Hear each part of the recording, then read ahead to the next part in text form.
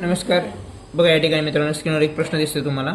एका संख्येला 9 ने भागल्यास बाकी 8 उरते व 10 ने भागल्यास बाकी 9 उरते, तर त्या संख्येची दुप्पट किती? तर या ठिकाणी एक ट्रिक आहे मित्रांनो. असं जेव्हा प्रश्न येईल, वेगवेगळ्या प्रकारचे प्रश्न येतात त्याच्यामध्ये, आहे की नाही, त्यावेळेस काय करायचं आहे, जर 9 ने भागल्यास अगोदर यांची वजाबाकी करायची मित्रांनो. 9 वजा 8 किती उरतं खाली? 1. इथं पण 10 वजा किती आहे? 9 उरतात, पण वजा 9 करायचे, उरतं 1, आहे की नाही. यांचे हे वजाबाकी केल्यानंतर जी संख्या येते ती लसावीतून मित्रांनो काय करायची? कमी करायची. मग यांची लसावी काय येईल बघा मित्रांनो.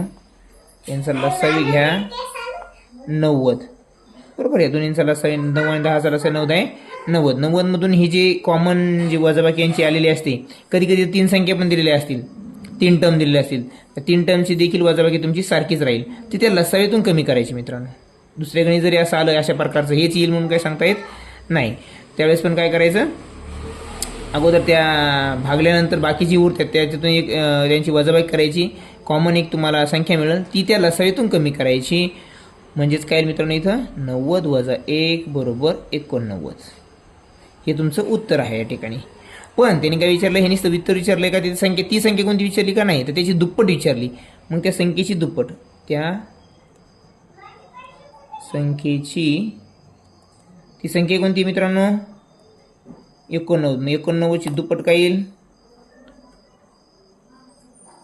100. बघा या ठिकाणी 178 येईल. किती येईल मित्रांनो? 178.